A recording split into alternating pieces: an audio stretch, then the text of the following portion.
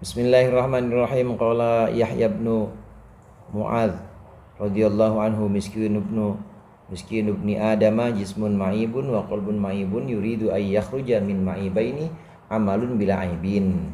Bagus kata-katanya ini.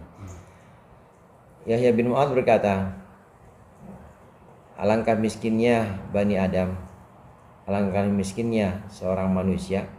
Dia itu jasmani yang penuh kekurangan, hatinya juga penuh kekurangan, tapi dia ingin dari keduanya, dari dua modal yang kurang itu, dia ingin keluar perbuatan atau amal yang tanpa kekurangan. Itu mustahil.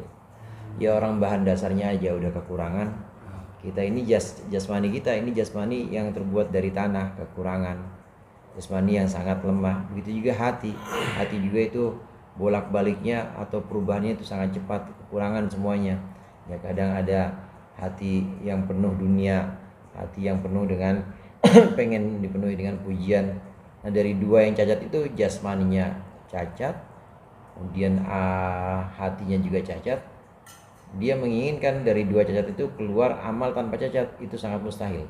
Oleh karenanya menjelaskan maqalah laula jamila sitrihi yang kemarin, kalau bukan karena Allah tutupi, maka tidak ada satu amal pun yang layak diterima. Itu artinya amal kita, ibadah kita semua, ngaji kita, zikir kita, ini bisa Allah terima. Ini karena Allah tutupi kekurangannya.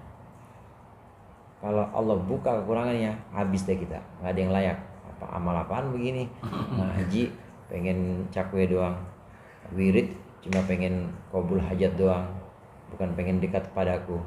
Kalau memang mau dihitung-hitungan, maka tidak ada yang layak diterima. Maka mustahil seorang manusia itu bisa keluar dari dirinya satu amal yang tanpa cacat, itu mustahil. Pasti banyak cacatnya. Cuma Allah saking sayangnya, saking punya sikap pemaafnya, Allah syakur, nerima ke kalau bahasa Jawa itu, Allah maha menerima yang cacat-cacat itu ditutupi oleh Allah. Fa amalul abdi lamma kana bihadhi bil mathabati, maka perbuatan seorang hamba ketika ada perbuatan itu bihadhil mathabati, dengan mathabah atau dengan balasan ini, lam yakun fihi, maka tidak akan ada di dalam amal itu ahliyatan, kelayakan liwujudil qabuli, untuk wujudnya diterima. Laula jamila sitrillahi ta'ala, kalau tidak ada indahnya penutup Allah ta'ala, wa azima hilmihi, dan agungnya pemaafnya Allah, wa birrihi, dan juga agungnya kebaikan Allah, tidak akan diterima, tidak akan layak amal-amal itu diterima. Jadi perbuatan kita berupa ibadah dan amalan-amalan lain ini tidak layak diterima karena semuanya masih penuh cacat. Salat kita yang belum khusyuk, sedekah kita yang kadang masih hitung-hitungan, itu semuanya penuh cacat, tidak ada yang layak diterima. Tapi Allah maha menutupi semuanya itu. Allah maha pemaaf. Dan memang termasuk diantara maafnya Allah atau ampunnya Allah, Allah tutup kekurangan-kekurangan kita. Karena Sayyidina Umar pernah ada anak muda bilang, waktu dia pidana, dia berbuat kesalahan, ampun ya Amirul Mukminin, saya baru sekali-kalinya. Bohong. Kalau baru sekali pasti Allah tutupi. Begitu emang. Allah pasti nutupi. Kalau dosa orang baru sekali pasti tutupi. Kalau udah ketahuan sama makhluk lain atau sama manusia, maksud saya, kalau udah ketahuan sama manusia, itu berarti udah kedua kali atau ketiga kali atau seterusnya. Awal-awal pasti Allah tutupi. Karena termasuk bagian dari sifat hilm atau maha pemaafnya Allah, maha lembutnya Allah, maha baiknya Allah, itu Allah tutupi dulu di awal-awal. Kalau udah sampai ketahuan sama orang lain, itu berarti udah nukangin, berarti udah tukang itu. Dan sering kali dia melakukan itu. Allah maha menutup kekurangan hamba-hambanya, dan amal kita memang maha kurang, banyak kurangnya amal kita, maka Allah tutupi dengan kelembutan penutup Allah ini. Falyatamid al-muridu ala fadlillahi ta'ala, maka hendalah bersandar al-muridu seorang murid ala fadlillahi ta'ala, kepada karunia Allah ta'ala, wa karamihi, dan juga kedermawanan Allah, la ala jitihadihi, bukan atas kesungguhannya, wa amalihi, dan atas perbuatannya. Karena amal kita sebagai seorang hamba ini sangat banyak kurangnya, hendaklah kita berpegang teguh hanya kepada karunia Allah saja, bukan berpegang teguh kepada amal kita. Jadi jangan dijadikan bahwa amal kita ini andalan. Ini sholatku, ini ngajiku, ini sedekahku, jangan.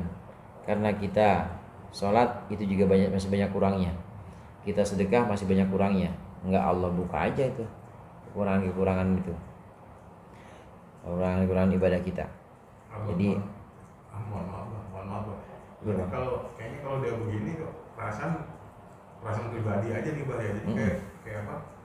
Untuk mengakui kita saya hamba Allah gitu kayaknya malu Bah ya. Maksudnya gimana untuk saya pribadi untuk mengakui kita seorang hamba kayaknya masih kurang jauh banget nih dari apa kehambaan kita yang apa yang udah kita perbuat ya sebagai seorang hamba gitu, masih banyak cacatnya, masih jadi kayak beranian ini kan makhluk Allah lagi dah, ciptaan Allah, kayaknya nggak berani dah untuk ngaku hamba Allah gitu, soalnya apa sikap kehambaan kita tuh masih jauh banget gitu. Betul, boleh nggak Mbak bersikap seperti itu? Boleh sikap segitu, seperti itu boleh.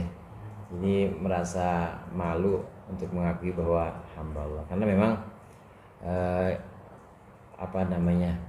istilah hamba Allah ini kalau diucapkan untuk orang umum itu kan biasa-biasa aja ya, tapi kalau untuk orang-orang yang udah mulai merasa dan udah mulai ngaji seperti Hikam ini, maka hamba Allah itu sebenarnya orang-orang yang memang kehambaannya sudah benar-benar sempurna. Tanda kehambaan sempurna benar-benar nggak pernah mengandalkan bahwa ini sedekahku, ini ibadahku. Karena kalau seperti itu udah ngaku-ngaku. Kalau udah ngaku-ngaku kan bukan hamba, tuan udah. Tuan. Kalau ada hamba ngaku-ngaku, misalnya, "Tuan, ini punya saya, ini mana gajinya?" Berarti bukan hamba udah. Kalau dia udah ngaku-ngaku bahwa ini jatah saya, ini gaji saya, berarti bukan hamba lagi. Dia udah jadi tuan. Kadang-kadang gimana tuh ya kalau kita mau tawasul kirim Fatihah, baik kan yang apa ke yang masih hidup kan nggak apa-apa Bah. Nggak apa-apa, Nah, boleh. Kadang-kadang saya mikirnya bukan saya yang tawasul nih, mungkin Allah melihat di sini ada kemuliaan di diri atau apa di diri Agung, jadi Allah memang yang mau Fatihain mereka, tapi kebetulan aja saya yang jadi Mr. Postman-nya gitu Bang. Bisa begitu. Bisa begitu. Ada kemuliaan satu. Atau walaupun tidak seperti itu, justru kemahamuliaan Allah yang menutupi cacat-cacat orangnya. Jadi yang Allah tutupi semua, itu semuanya sih. Kalau ada orang yang memuji kita, itu sebenarnya hakikatnya dia memuji Allah. Kenapa? Allah yang sangat cerdik menutup aib-aib orang yang lagi dipuji. Kita kalau dipuji sama orang itu sebenarnya harusnya alhamdulillah, karena Allah yang maha menutupi. Andai orang yang muji kita tahu gimana kalau kita kagak dikasih kopi adatnya gede banget, nggak bakal kita dipuji sama orang itu.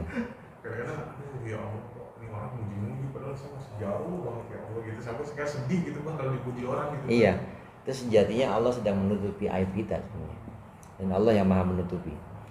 Makanya alhamdulillah, segala puji milik Allah, kita nggak layak dipuji. Kadang-kadang suka kasih teriak gitu Pak ya, alhamdulillah gitu buat bangga gitu. Qala Syekh Abu Abdullah Al-Qurashi radhiyallahu anhu, "Idza talabahum bil ikhlasi talashat a'maluhum."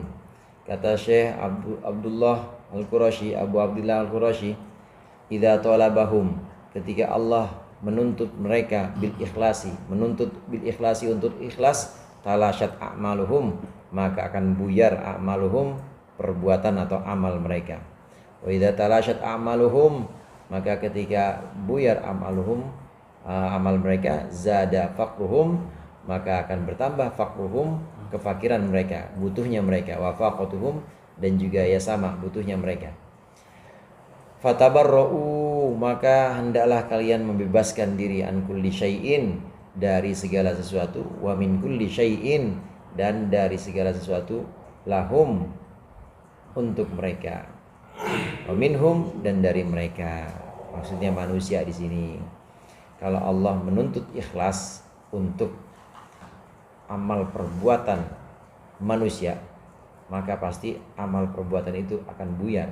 Maksudnya amal perbuatan itu tidak akan ada yang diterima oleh Allah. Nah kalau udah tahu begitu, maka sesungguhnya yang hakiki, sifat yang ada pada kita, sifat dasar yang ada pada makhluk, pada manusia, itu adalah butuh. Kita butuh pada Allah. Kita butuh, dan kita harus membebaskan amal kita, perbuatan kita, membebaskan dari segala sesuatu, dan juga membebaskan untuk segala sesuatu. Lahum wa minhum. Jadi tidak ada amal untuk sesuatu apapun. Saya ngaji misalnya untuk jadi ustadz, udah nggak ada. Saya sedekah untuk 700 kali lipat, udah nggak ada, udah hilang tuh semuanya. Begitu juga makin merasa butuh bahwa ya ibadah saya ini kurang, saya butuh pada Allah. Bahkan ibadah saya nggak bakal bisa dijadikan andalan. Dan memang seperti itu, saudara. Tidak ada amal ibadah yang bisa memasukkan seseorang ke surga. Kata Rasulullah, la yadkhulanna ahadun al-jannata bi amali. Tidak akan ada seseorang masuk surga karena amalnya. Wala anta ya Rasulullah. Begitu juga engkau, enggak ya Rasulullah. Wala ana. Begitu juga saya enggak. Illa ayyataghammadani Allahu bi rahmati. Kecuali Allah meliputi saya, Allah menyelimuti saya dengan rahmatnya. Jadi amal kita nggak bisa masukin kita ke surga. Yang masukin kita surga apa? Rahmatnya Allah. Cuma gimana supaya bisa dapat rahmat? Yang amal. Ya. Kalau ada orang baca ini, Allahumma rabbana taqabbal minna sholatana wa siyamana wa rukana, kan berarti perhitungan banget Maulid ya. Taqabbal minna sholatana wa siyamana wa rukana wa sujudana, kan gitu.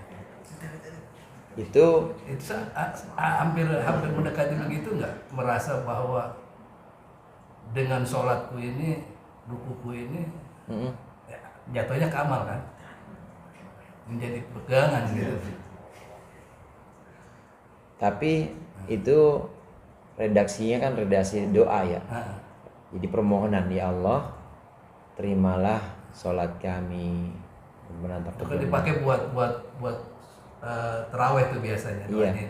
Itu kalau bentuknya bentuk redaksi atau bentuk permohonan masih boleh. Boleh ya, gitu. Masih boleh. Karena memang kan tadi kita sadar bahwa amal kita ini nggak layak diterima.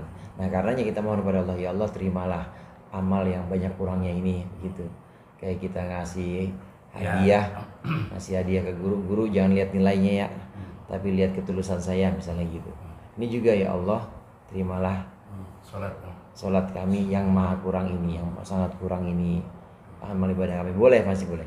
Yang nggak boleh itu kalau mengandalkan amal, ini sholat saya masa iya 30 hari Ramadan nggak dapat apa-apa, ya Allah, itu yang nggak boleh. Itu hitungan namanya. Hitungan yang itu. Ya kalau ini kan, kalau maksudnya kamu gini, Allahumma rabbana taqabbal minna sholatana. Kayaknya Allah diajarin banget gitu bikin gitu. Ya Allah, aku minta kepadamu dari sholatku, ini dan sebagainya. Kayaknya lu itu hitungan banget sih, gitu maksudnya gitu. Boleh, tapi masih boleh itu Om.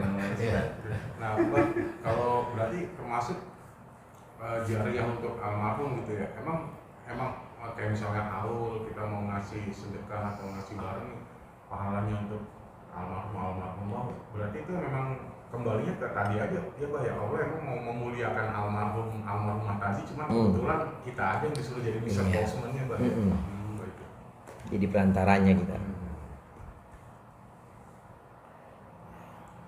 Ngaji begitu toh.